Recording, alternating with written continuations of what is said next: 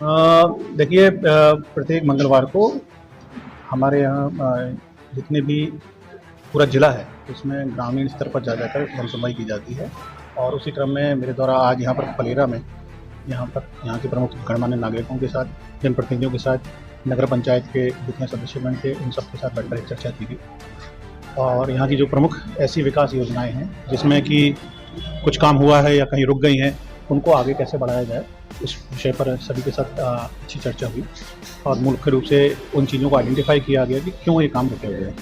तो जैसे फलेरा की मुख्य समस्याओं में से एक है कि वन भूमि का एक विवाद है, जिसकी वजह से यहाँ पर शमशान जो है वो काम नहीं हो पा रहा है। ऑडिटोरियम का काम थोड़ा सा रुका पड़ा हुआ है, उसके लिए ज़मीन का आइडेंटिफिकेशन नहीं हो पा रहा है। एक बस स्टैंड को लेकर मांग है, एक जो है गीता भवन की लेकर ज़मीन की आवश्यकता प्रतिपादित की गई है। तो इन सभी चीज़ों पर चर्चा की गई है। उससे संबंधित जो अभिलेख हैं, संबंधित एसडीएम और तहसीलदार साहब, उनके साथ इनको देखा जा रहा है। नगर पंचायत की पास जो फाइलें उनको भी मैं देखूँगा। और हम कोशिश करेंगे कि ये सारी की सारी चीज़ों में जहाँ पर ज़मीन से संबंधित विवाद हैं, चाहे वो शासन स्तर पर हों, चाहे वो जिला स्तर पर है, उनका निराकरण किया जाए, ताकि ये जो रुके हुए कार्य हैं फलेरा के, वो पूरे हो सकें। सर, वो जो गौशाला के इंतजाम बहुत बड़े स्तर पर अपने ज़िले में करीबन 75 गौशालाएँ हैं पूरे ज़िले में से। उनमें हमने अभी 2 तारीख को ही पूरी उनकी जांच सभी रेवेन्यू अथॉरिटी से कराई गई थी।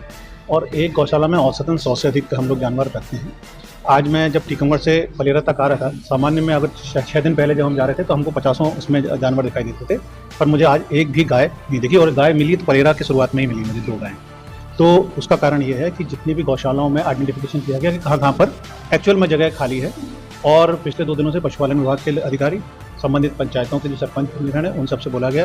तो काफ़ी उन्होंने फिर हाँक लगा के उन गायों को जो शहर सड़कों पे घूम रही थी उनको गौशालाओं में भेजा है। हमने इसके बाद आइडेंटिफाई किया है कि अभी करीब 6 गौशालाएँ ऐसी और हैं जिनमें हम पंजीकरण करवाकर वहाँ पर भी गायों को व्यवस्थित कर सकते हैं। 3 प्रकरण जो हैं वो शासन स्तर पर हैं। तो ओवरऑल कोशिश ये है कि कम से कम 1000 गायों की और व्यवस्था हो। और जो पुरानी हमारी व्यवस्था है उसमें सभी जगह गायों पे उनके लिए जैसा शासन ने प्रावधान किया हुआ है, चाहे वो समितियां हों, चाहे वो पंचायतें हों, चाहे वो एनजीओ हों, वो जो भी गायों की देखभाल कर रहे हैं बहुत अच्छी तरह से। सर, वो जो गरीब की कुटी आ रही, सर पट्टे मांग रहे हैं, इसके बारे में सर बिल्कुल शासन के इसके बारे में जो निर्देश हैं वो सारे के सारे निर्देश आज सभी जनप्रतिनिधियों को और जनता को बताया गया है कि जो आबादी की ज़मीन होती है उसमें शासन की योजना के अनुसार वो लोग आवेदन कर सकते हैं।